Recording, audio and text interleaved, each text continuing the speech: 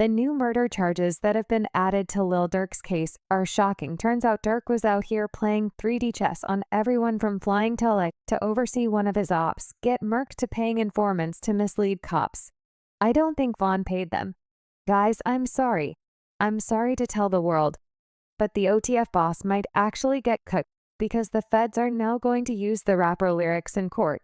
Is this the end for Lil Durk? Let's find out. Lil Durk hit with new charges when Lil Durk was arrested back in late October. The world knew that he was in for hiring OTF members to murder fellow rapper Quando Rondo. However, 2 weeks later, the rapper is facing new charges, and it's way worse than anyone thinks, because some of the new details emerging are nothing short of shocking right now. The indictment charges Lil Durk with 1 count of conspiracy, 1 count of using interstate facilities to commit murder for hire, resulting in death, 1 count of using, carrying, and discharging firearms, including a machine gun, in furtherance of a crime of violence resulting in death.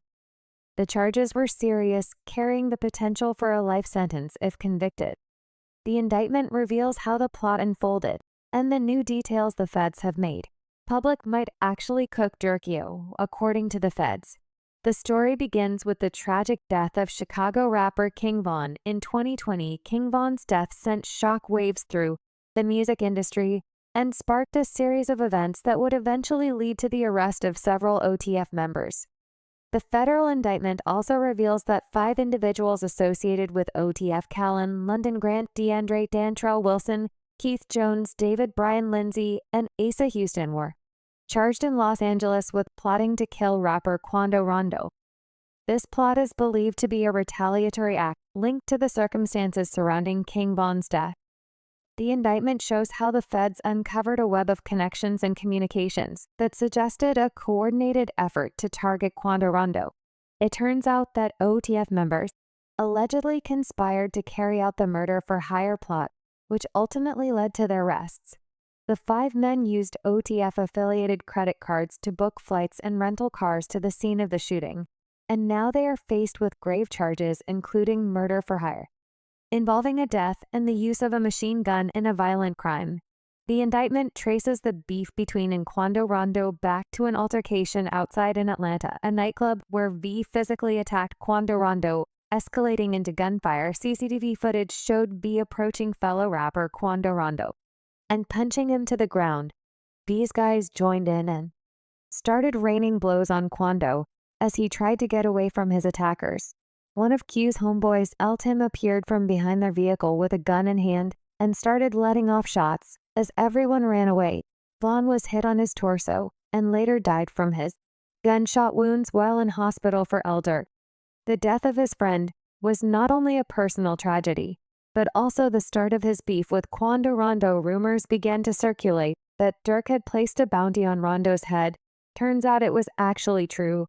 According to court documents, an OTF member told cops that after Vaughn's death, Durk used coded language to tell OTF members that he would pay a bounty to anyone who would take part in killing Quando Rondo. Durk's cousin, DeAndre Wilson, also told OTF members that anyone who took part in the murder would be rewarded with lucrative music opportunities with OTF. In August 2022, the situation reached a boiling point. According to federal court records, Lil Durk's associates allegedly learned that Quando Rondo was staying at a hotel in Los Angeles.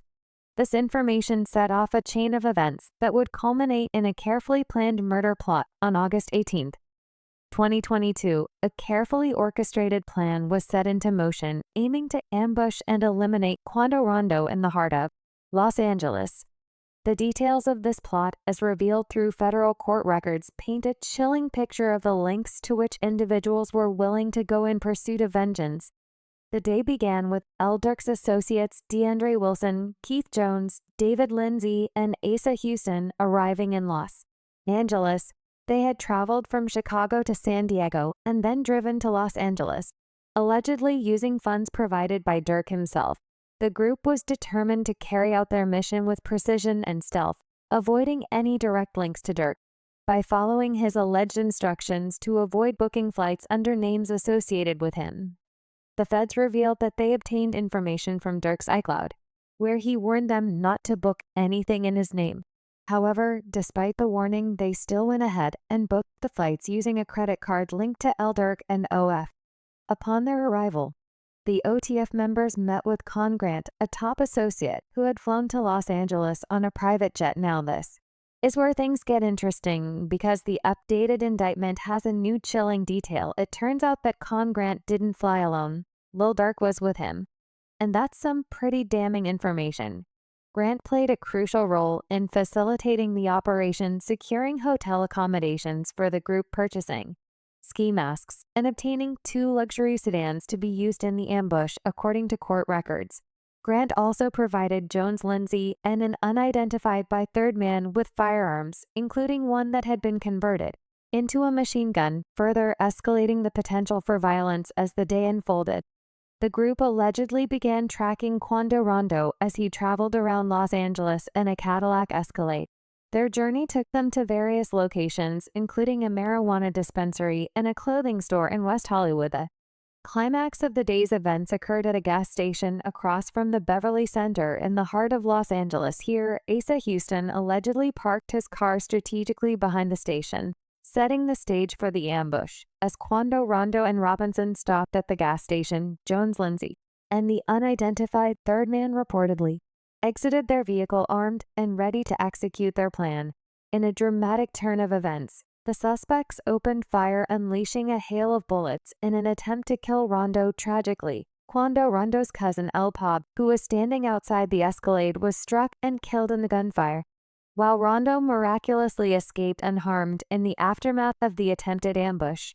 The suspects regrouped at an In-N-Out hamburger stand where they allegedly discussed payment with Con Grant. The group then made their way back to Chicago, flying from San Diego, as authorities began piecing together the details of the brazen attack. So, the guy who equipped and later paid off the shooters had flown with Lil Durk to Luck just a few hours before the shooting, and to make everything worse, he did all these with credit cards linked to Durk and OTF. Damn, it might take a miracle for Dario to get himself out of this one. But that's not all the new indictment revealed. When news broke out that the Chicago rapper had been arrested, there was a rumor that he had tried to flee the country. At the time, everyone that the blogs were trying to blow things out of proportion.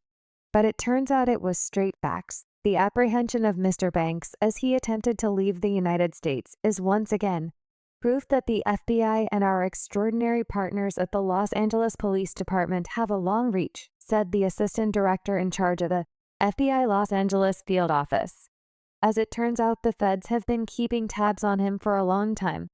The FBI had even infiltrated his gang and knew his every move. It was during this period of heightened surveillance that the FBI learned of Lil Durk's attempts to leave the country. According to the indictment, U.S. Customs and Border Protection alerted the FBI when Durk booked 2 one-way flights to Dubai and Switzerland on October 24. These bookings raised immediate red flags as they suggested an attempt to evade the legal consequences of the unfolding indictment. While Lil Durk did not board the flights to Dubai or Switzerland, the situation took a more dramatic turn when the FBI discovered that he had also arranged for a private plane to depart Miami and arrive in Italy. This revelation added a new layer of urgency to the investigation, prompting law enforcement to act swiftly.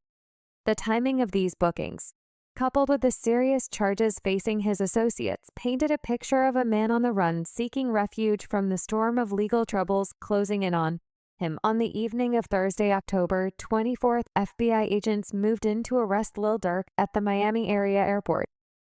The arrest took place around 8 o'clock, just an hour before his scheduled departure to Italy. The swift action by law enforcement ensured that Lil Durk would not evade justice as he was transported to Broward County Jail. A federal magistrate judge in Miami has ordered him jailed without bond until he is transferred to Los Angeles for arraignment. It also turns out that the FBI and LAPD's Operation West Bureau homicide detectives discovered that Durk was involved in this heinous murder, and how they did it will shock you, because it turns out those involved couldn't help but brag about the hit on social media. Root cause: King Val, one of Chicago's brightest stars in the drill scene, saw his life cut tragically short on the night of November 6, 2020 outside Monaco Hookah Lounge in Atlanta. He was only 26, full of promise, and on the brink of solidifying his name in hip-hop. But that night was the culmination of deep-seated beefs, unspoken codes, and cycles of violence that have long been woven into the culture. The shooting wasn't random. It had been brewing between King Von's crew and Quando Rondo's camp. Tensions that stretched back to the streets, and rivalries tied to loyalty, pride, and respect, according to reports. V and his crew confronted Q's team outside the club, and what started as an argument quickly spiraled into gunfire. Chaos erupted, leaving 3 people dead and 3 others injured. The shots that claimed V's life came from Timothy Leaks, a close friend of Quando Rondo. Von was hit during the initial exchange of gunfire. But the chaos didn't stop there. Bystanders scattered, bullets flew, and Atlanta police, who were already on the scene, were forced to step in. Von's crew managed to get him to a hospital in a private car, but it was too late. His injuries were fatal. Did you think that King Von survived the shooting? Or did you know that he was gone at that point? No, I didn't. I didn't know neither one if he was gone or still alive. I say, I didn't even know it was him. Meanwhile, Tim, who was also wounded in the shootout, was taken to Grady Hospital, where he was arrested and charged with V's murder.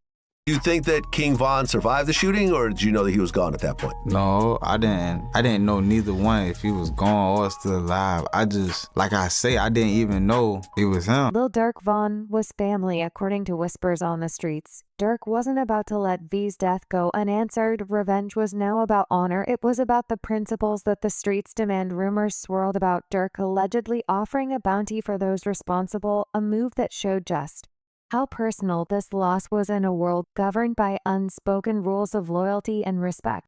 Letting this go unpunished wasn't an option.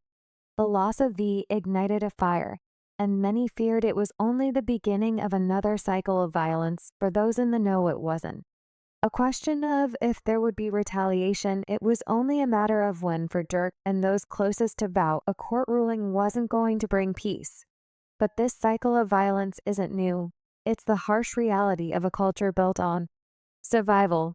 The streets thrive on this unending loop of feuds, retaliations, and losses, leaving little room for peace. After V's death, the Slide for V campaign became a movement pushed by people who barely knew V or his story, but were quick to demand revenge.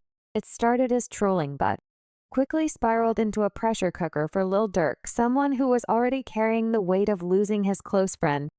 The demand was simple. Durk needed to pick up a gun handle business and avenge V's death. The streets don't forget, and Durk's music only amplified the expectations. He rapped about handling his ops. Why wasn't he handling this? That was the logic. Fans and even some peers used to question his authenticity. Durk's response was measured, though you could feel the frustration in an Instagram story. He addressed the chatter directly. You don't slide for your mans. Don't kick no killer our way. It was a pointed message, not just to the trolls, but to anyone doubting his loyalty. But even with that, the president pressure didn't let up. But this isn't just a Durk problem. It's a hip-hop culture problem. The genre has grown so massive that it attracts all kinds of audiences, and with that comes a subset of fans who treat it like a spectator sport. They don't care about the cycles of violence or the families left behind. They're just here for the drama and the headlines. And the truth is, this isn't going to stop. As long as the culture celebrates retaliation, as long as fans demand that artists live out their lyrics, and as long as the streets see violence as the only answer to loss, the cycle will repeat. But Lil Durk became part of this cycle, and eventually was betrayed by his close friend, OTF Jam. Jam was part of the inner circle, a trusted ally who had been through the fire after serving a grueling 12-year prison sentence for a shooting in 2010. Jam came home in 2022 to a warm welcome from Durk. Reports say Durk gave him $50,000 as a welcome home gift, ensuring Jam had a fresh start. It was a classic Durk move, taking care of his people and showing love to those who held it down. But according to swirling rumors, that loyalty wasn't mutual. They called me with a cast, so I picked my shit up. I'm like, man, this thing boom, man. He laughed. He's playing today. Slow. Vacation. Trying to tell him. I ain't know shit. The whisper started after Durk's arrest. But what made the case even messier was the chatter that someone from Durk's own camp had been working with the feds, and all eyes turned to OTF. Jam, DJ academics, and other internet personalities fueled the fire, suggesting Jam had been wearing a wire for years, feeding information to federal investigators about Durk and OTF. Did 12 years. 12 Got years. out, interviewed, said he kept it real, brought him cars, gave him 50,000. Right. This. Ain't no smut on his name. He ain't never been a rat. Caught a gun case, but eventually he fled. Whack 100 added fuel to the fire in an interview, claiming Jam flipped after catching a second gun charge following his release. But the cycle would continue as Durk learned about Jam's cooperation with law enforcement. He retaliated in a way that made things worse, reports claimed. Durk put a hit out on Jam's baby mother, Octavia Redmond, who was tragically gunned down in South Chicago. Jam's cooperation with the feds cuts deeper than most blows, because it was a reminder that in this game, the biggest threats often came from within. Lil Durk's world seemed to crumble piece by piece as the feds closed in. He tried to stay one step ahead of law enforcement, but nothing could keep him out of their reach. With the pressure mounting, they say, he made a bold attempt to escape US jurisdiction. The rapper allegedly booked multiple international flights in what looked like an attempt to vanish before the feds could tighten their grip. Records revealed 2 one-way tickets, one to Dubai and another to Switzerland. Neither flight was boarded. The real move came when he arranged for a private jet to Italy, a costly and strategic plan that might have worked if the FBI hadn't been watching his every move. The timing was tight. Durk was set to board his private jet in Miami when federal agents swooped in just an hour before departure. They apprehended him, shutting down any chance of escape. It was a dramatic end to what could have been an international disappearance. Instead of enjoying the luxury of Italy or the seclusion of Switzerland, Durk found himself sitting in the Broward County Jail, facing conspiracy charges tied to the murder. For higher allegations, the feds had him wiretapped, tracked, and stacked with enough evidence to lock him up. Now the real question is, can Durk beat the case aftermath? Lil Durk, once a hometown hero, celebrated for his success and community outreach, is now watching his legacy in Chicago unravel in the wake of his high-profile arrest.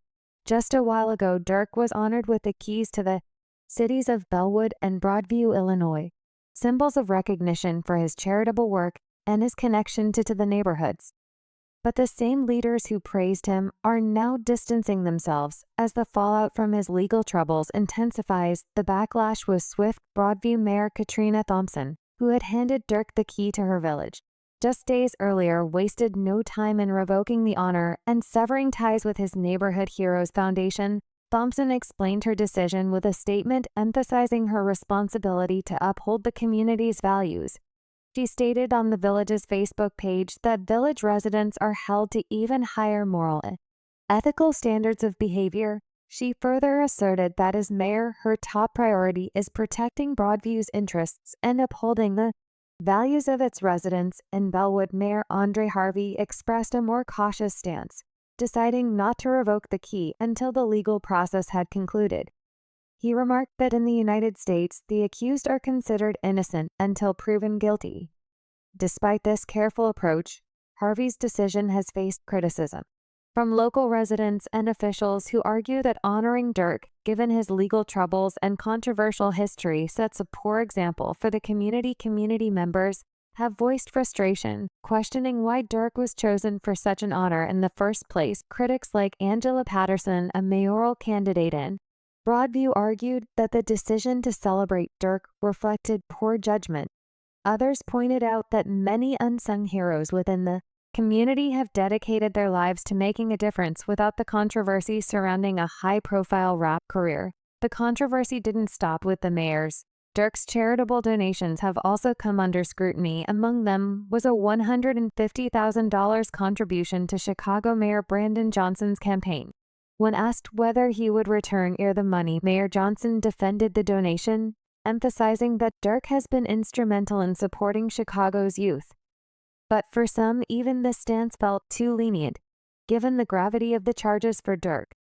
This moment is a reckoning with how his dual identities as a rapper and community leader collide the key ceremonies, once a celebration of his success in philanthropy, now serve as a stark reminder of how quickly public opinion can shift. Leaders like Mayor Thompson, who initially championed Durk as a role model, now face the challenge of reconciling his positive contributions with the allegations against him, while the legal process will ultimately determine his guilt or innocence.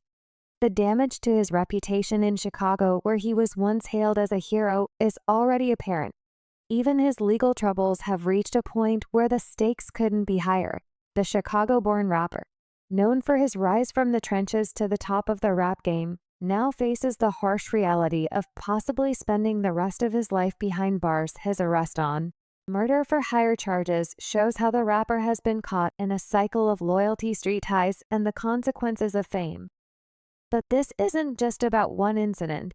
It's about a lifestyle that the legal system claims Durk hasn't fully left behind. They're coming at him with conspiracy charges, accusations of using interstate facilities to commit murder for hire, and even firearm charges that include carrying and discharging a machine gun. If convicted, these charges could lead to life in federal prison, a sentence that would strip him of everything he's built, from his music empire to his freedom. The case against Durk is deeply tied to his crew.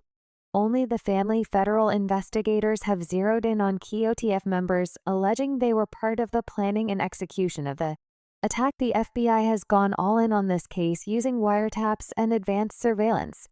They've reportedly pieced together a timeline of events that paints a damning picture of Durk's alleged involvement. They claim to have intercepted phone calls and messages that link him directly to the planning stages of the attack, including discussions about weapons, travel arrangements, and the overall strategy for someone like Durk. The implications of these charges are massive. He's not just a rapper. He's a symbol of resilience for many who look up to him as proof that you can make it out of the struggle. But this case threatens to overshadow his success, dragging him back into the narrative of street violence and gang ties that he's been trying to move past. His music, which often tells raw stories of survival and loyalty, now feels strangely reflective of the allegations he's facing. The possibility of life in prison looms over Durk like a dark cloud. Federal charges are no joke, especially when they include conspiracy and murder for hire. If convicted, Durk could spend the rest of his days in a federal facility with no parole and limited chances for appeal. For Durk, this moment is a crossroads. He's pleaded not guilty and is preparing to fight these charges in court. But the battle ahead is steep. His legal team will have to dismantle the federal government's narrative piece by piece, proving that the man who's topped Billboard charts and won Grammys isn't the same man orchestrating street-level violence. People have been speculating that Durk could face the electric chair for his role in the murder for hire plot. TikTok went into overdrive after users started posting memes and videos speculating about Durk's potential fate. Fans in the comments were torn. Some worried this might be true, while others dismissed it as internet trolling gone too far. Here's the reality: California, where Durk's case is being tried, doesn't allow capital punishment. The state put a moratorium on the death penalty back in 2019 under Governor Gavin Newsom, and federal rulings before that had already paused executions. So while the electric chair rumors might make for sensational content, they're far from grounded. In fact, the most severe penalty Durk could realistically face, if convicted, is life in prison without the possibility of parole, not death by electrocution. Durk's recent cancellations have fans talking, but not in the way you might think. While some artists might lose momentum or face backlash, Durk's fan base has shown nothing but loyalty and belief in his ability to bounce back. They see this moment not as a setback, but as a necessary pause for him to regroup, recover, and come back stronger than ever. Durk has been carrying a lot lately. Between the intense scrutiny of his personal life, the weight of ongoing legal battles, and the non-stop grind of being one of hip-hop's biggest names, it's clear the man is tired. Fans say that Durk's exhaustion is real, but it's only temporary. Once he gets his energy back and clears his head, he'll be right back on top. The buzz around his next album is already wild. Fans are saying it could be the biggest project of his career, a reflection of everything he's been through and where he's headed next. Since 2020, Durk's been on an unstoppable run, dropping hit after hit, and solidifying his spot in the game. If his upcoming work taps into that same energy, blending raw emotion with his signature sound, it's hard to see it being anything less than a massive success. What's fueling this confidence is the way Durk's always used adversity as motivation. Whether it's losing loved ones, dealing with street politics, or facing public criticism, he's never let it break him. Instead, he channels it into his music, creating tracks that feel authentic and relatable. Fans see this moment as just another chapter in his story, a story they've been invested in since day one. They know he's not the type to stay down for long. This isn't the first time an artist has needed to step back to step up. Look at legends like Kanye West or Kendrick Lamar, who've taken breaks only to come back with game-changing projects. Fans see Durk following a similar path. He's already proven he has the talent, the work ethic, and the vision now. He just needs the time to recharge and refocus. Thanks for watching. If you enjoyed this video, click on one of the videos on your screen to dive into more content from our channel. Don't forget to like, subscribe, and hit the bell icon for more.